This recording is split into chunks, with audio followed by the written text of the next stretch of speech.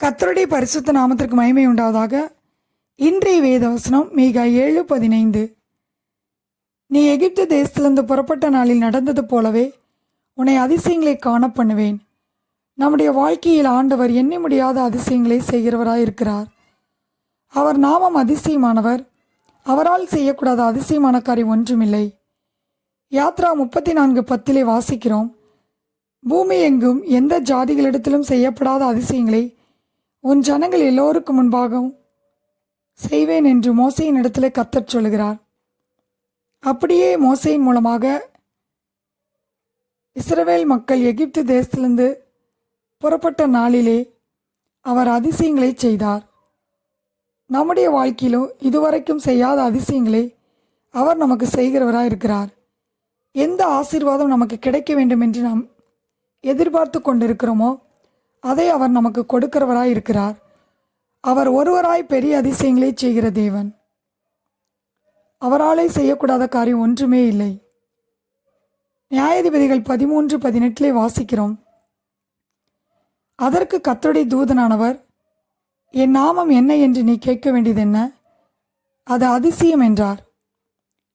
நியாயாதிபதிகள் 13ஆம் அதிகாரத்தில் நாம் வாசிக்கும்போது, மனோவாவின் மனைவி பிள்ளை பெறாத மலடியாயிருந்தால் கர்த்தருடைய தூதனானவர் அந்த ஸ்திரீக்கு தரிசனமாகி, நீ ஒரு குமாரனை பெறுவாய் என்றார். அப்பொழுது மனோவா கர்த்தருடைய தூதனை நோக்கி, நீர் சொன்ன காரியம் நிறைவேறும் போது நாங்கள் உம்மை கனம் பண்ணும்படி உம்முடைய நாமம் என்னவென்று கேட்டான். அதற்கு கர்த்தருடைய தூதனானவர், என் நாமம் என்ன என்று நீ கேட்க வேண்டியது என்ன? அது அதிசயம் என்றார். மனோவா போய் வெள்ளாட்டுக்குட்டியும் போஜன பலியும் கொண்டு வந்து அதை கண்மலையின் மேல் கர்த்தருக்கு செலுத்தினான். அப்பொழுது மனோவாவும் அவன் மனைவியும் பார்த்து கொண்டிருக்கையில் அதிசயம் விளங்கினது.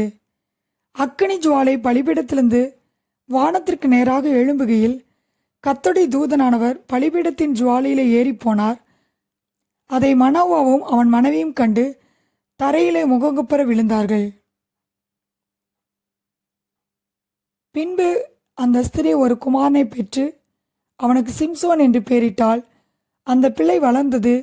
கர்த்தர் அவனை ஆசீர்வதித்தார். ஆம் பிரியமானவர்களே, நம்முடைய வாழ்க்கையிலும் நாம் குறைவுகளை நினைத்து, இல்லாதவர்களை நினைத்து நாம் கவலைப்பட்டு கொண்டிருக்காமல், நாம் அவருடைய நாமத்தை மகிமைப்படுத்தும் உதடுகளின் கனியாகிய ஸ்தோத்திர பலி அவருக்கு செலுத்தும் போது அவர் நமக்கு அதிசயங்களை செய்கிறவராக இருக்கிறார். அவருடைய கிருபைகள் அதிசயமானவைகள், அவருடைய கிரியைகள் அதிசயமானவைகள். நம்முடைய குறைவுகளை அவர் நிறைவாக மாற்றுகிறவராய் இருக்கிறார். மீகா 7:15 படி, நீ எகிப்து தேசத்திலிருந்து புறப்பட்ட நாளில் நடந்தது போலவே உன்னை அதிசயங்களை காணப்பண்ணுவேன் என்று வாக்கு கொடுத்த தேவன் நம்முடைய வாழ்க்கையிலே அவர் அதிசயங்களை செய்கிறவராய் இருக்கிறார். கர்த்தர் தாமே இந்த வார்த்தைகளை ஆசீர்வதிப்பாராக. ஆமேன்.